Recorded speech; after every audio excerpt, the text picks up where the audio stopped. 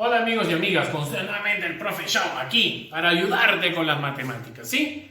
Seguimos con el tema de expresiones algebraicas, pero esta vez hablemos de sus términos, pero principalmente del término algebraico, conocido como monomio, ¿sí? ¿Por qué monomio? Porque consta de un solo término, ¿sí? Veamos.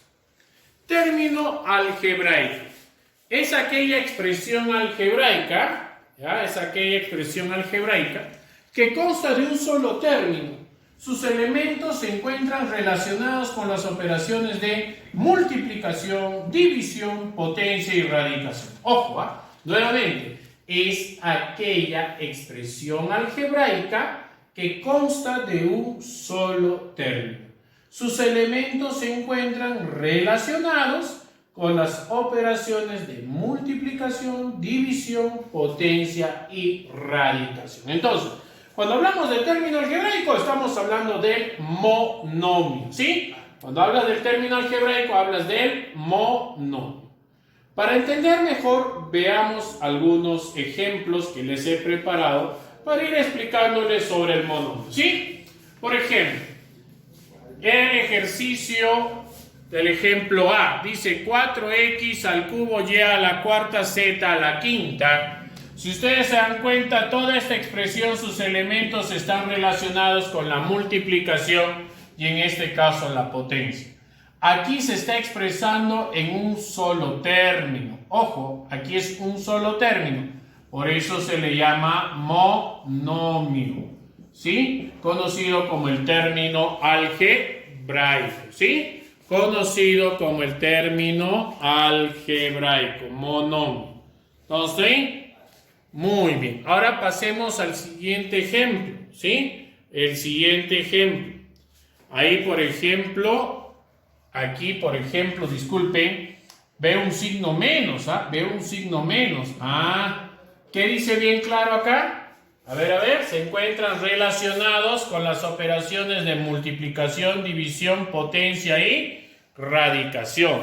No nos habla nada de una resta o una suma. Basta que ustedes vean restas o sumas, ya no estás hablando de un solo término. ¿Por qué? Porque la suma y resta separan a los términos algebraicos. Aquí tenemos un término algebraico y aquí tenemos otro término algebraico, ¿correcto? ¿Sí? Pero hay que tener en cuenta que estos dos términos son semejantes. Ojo, son términos semejantes. ¿Por qué le llaman términos semejantes? Porque tienen la misma parte literal con los mismos exponentes. Y aquí, por ejemplo, al principio se pareciera que no hubiera sido un monomio, pero sí lo es. Para eso hay que tener mucho cuidado, Dices 4 menos 7 menos 3. ¿Qué expresión en variables? X cuadrado y al cubo. ¿Te das cuenta? 4 menos 7 menos 3, x cuadrado y al cubo. Al principio parecía que no era un monomio, porque nos dimos cuenta que tiene la misma parte literal con los mismos exponentes. Entonces, ahí ya cambia el sentido de la expresión. Aquí me sale un solo término, significa que es un monomio. ¿Se entendió hasta ahí? Pero hay que tener en cuenta siempre los símbolos menos y más. ¿Se entendió hasta ahí o no? Muy bien. El que sigue, la C. Dice 6x más 7y menos 8z. Nos damos cuenta que ya no tienen la misma parte literal. Son diferentes y están separados por sumas y restas. Aquí, por ejemplo, no es de un solo término. Aquí tenemos 1, 2 y 3 términos, ¿sí? Aquí tenemos 3 términos. Entonces, al tener 3 términos ya no es un término algebraico, sino viene a ser una expresión algebraica de, ¿sí? Una expresión algebraica de 3 términos, ¿sí? De 3 términos. ¿Por qué? Porque están separados por sumas y restas, ¿no? Esa expresión de 3 términos nosotros le llamamos trinomio, porque consta de 3 términos, ¿sí? Consta de 3 términos. Muy bien, vamos por el ejemplo D. Observa, el ejemplo de acá no hay suma, no hay restas. Aquí en este caso hay multiplicación y potencia. Significa que es un solo término. Significa que es un monomio. Significa que es un mono. ¿Estamos ahí o no?